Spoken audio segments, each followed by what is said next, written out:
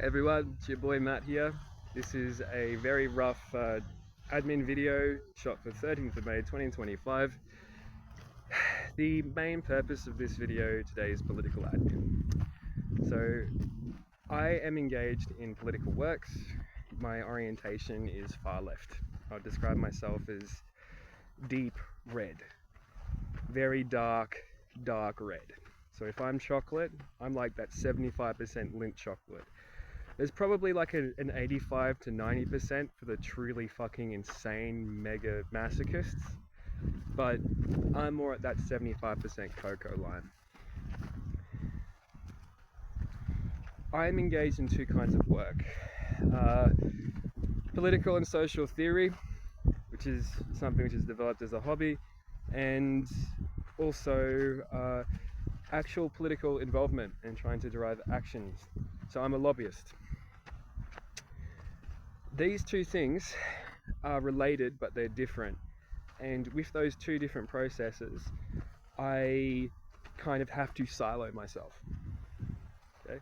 So, for example, I deliberately did not formally endorse the Labour Party in the last election. I deliberately endorsed minor parties. I was a fan of the Tac0 movement. So these were people who were in classical liberal seats, who were more interested in climate change and social policy. So that's the upper middle class people, like, okay, the Liberal Party no longer represents our beliefs. We're going to create our own series of independent representations. And that's what they did. I love independence, right? The most important thing to me is democracy and people having representation in the overall system.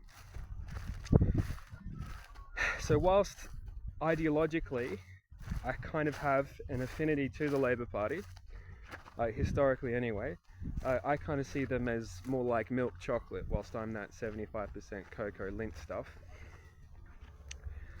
Like, whilst ideologically I have a relationship with that, I am not a member of the Labour movement. And I also was careful not to denounce the Labour Party, because as a person who's a lobbyist, I have to work with these people. I am neither here nor there about them, really. I think what I will say is that the Labour Party, the back end is the most competent political movement in Australia's history. One of the most competent.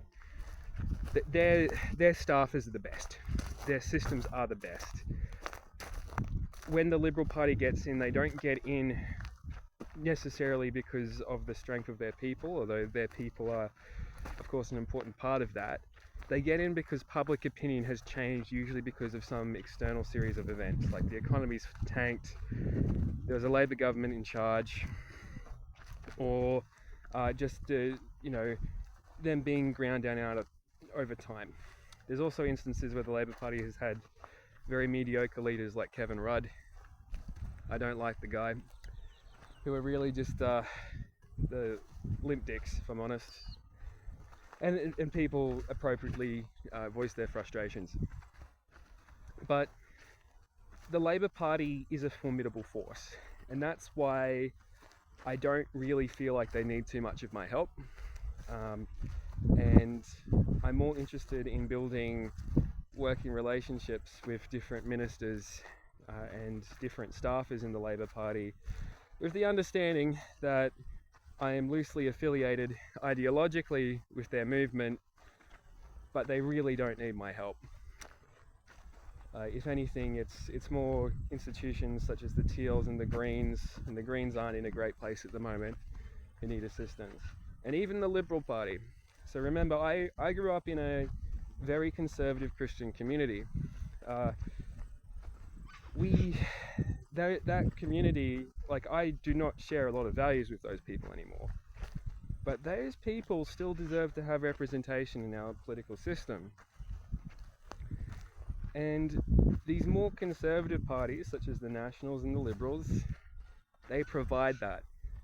And a humongous chunk of Australia has just lost their ability to have a voice in Parliament. That's not just, it's like, whilst I agree it was a it was a showing, it was the absolute crushing of the Australian Liberal Party in our last election, was a very clear communication that they had fucked up.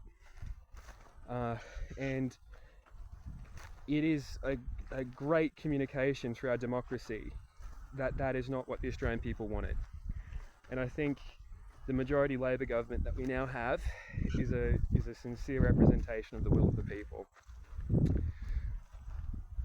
But it's also probably completely gutted the institution of the Liberal Party. So their staffers, their funding, how they go about business as a business, right? The same mechanisms, the same staff, the same HR, legal, accounting, all those departments that you have in any firm or any business are the things that exist inside a political movement. They're going to have to rebuild a lot of that. So, and there's been this general, and it's almost low-hanging fruit to say that the Liberal Party needs to fucking figure out what they're going to be about, because at the last election they're just doing odd shit. Like, the ideology of the Liberal Party has been something called neoliberalism.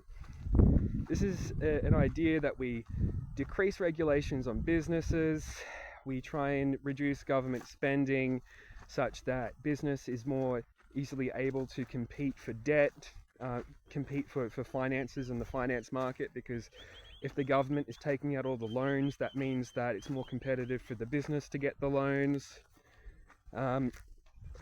Like, that's the idea, right? That's part of the idea of neoliberalism. That's an ideology from the 1980s.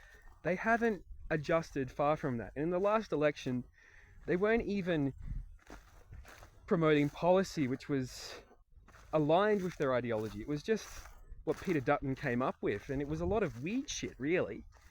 Like, none of their policy made sense. Like, as a neoliberal party, you're trying to spend humongous amounts of money on these nuclear reactors, while at the same time saying that you're about having low debt and low taxes. It's like, it was just all over the place.